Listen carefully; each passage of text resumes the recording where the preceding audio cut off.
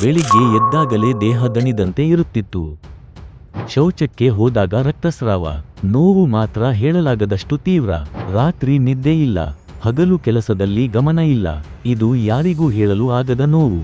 ಹಲವಾರು ಮನೆಮದ್ದು ಪ್ರಯತ್ನಿಸಿದೆ, ಔಷಧಿ ತೆಗೆದುಕೊಂಡೆ. ಆದರೂ ಸಮಸ್ಯೆ ಮಾತ್ರ ಹೆಚ್ಚುತ್ತಲೇ ಹೋಯಿತು. ಒಂದು ದಿನ ಊರಿಗೆ ಹೋಗಿ ನಮ್ಮ ಮನೆಯ ಹತ್ತಿರದ ದೇವಾಲಯದಲ್ಲಿ ಮೌನವಾಗಿ ಕುಳಿತಿದ್ದೆ. ಅಲ್ಲಿದ್ದ ಒಬ್ಬ ಹಿರಿಯ ಸಾಧು ಹೇಳಿದರು, ನೋವು ಮರೆಮಾಡೋದು ಪರಿಹಾರ ಅಲ್ಲ, ಮೂಲವನ್ನೇ ಗುರುತಿಸಬಲ್ಲ ಉತ್ತಮ ತಜ್ಞ ವೈದ್ಯರನ್ನು ಹುಡುಕು ಅಂತ. ಆ ಮಾತು ಮನಸ್ಸಿಗೆ ತಟ್ಟಿತು. ಒಂದು ದಿನ ದೇವರ ಆಶೀರ್ವಾದದಿಂದ ಬಸವನಗುಡಿಯ ಹಿಮಾಸ್ ಹಾಸ್ಪಿಟಲ್ ಬಗ್ಗೆ ತಿಳಿಯಿತು. ಇಲ್ಲಿಗೆ ಬಂದೆ. ನಂತರ ಇಲ್ಲಿ ಭೇಟಿಯಾದ ವೈದ್ಯರು ನನ್ನ ಸಮಸ್ಯೆಯನ್ನು ತಾಳ್ಮೆಯಿಂದ ಪರಿಶೀಲಿಸಿದರು. ಏನು ಆಗುತ್ತಿದೆ, ಏನು ಮಾಡಬೇಕು, ಎಲ್ಲವನ್ನೂ ಸ್ಪಷ್ಟವಾಗಿ ಹೇಳಿದರು. ಅವರ ಮಾತುಗಳಲ್ಲಿ ಕಾಳಜಿ ಇತ್ತು, ಅವರ ನಿರ್ಧಾರಗಳಲ್ಲಿ ಜ್ಞಾನ ಇತ್ತು. ಆ ಕ್ಷಣದಲ್ಲಿ ಮನಸ್ಸಿನಿಂದ ಬಂದ ಮಾತು, ವೈದ್ಯೋ ನಾರಾಯಣೋ ಹರಿ. ಇಂದು ನನಗೆ ನೋವು ಇಲ್ಲ, ಜೀವನ ಮತ್ತೆ ಸರಳವಾಗಿದೆ.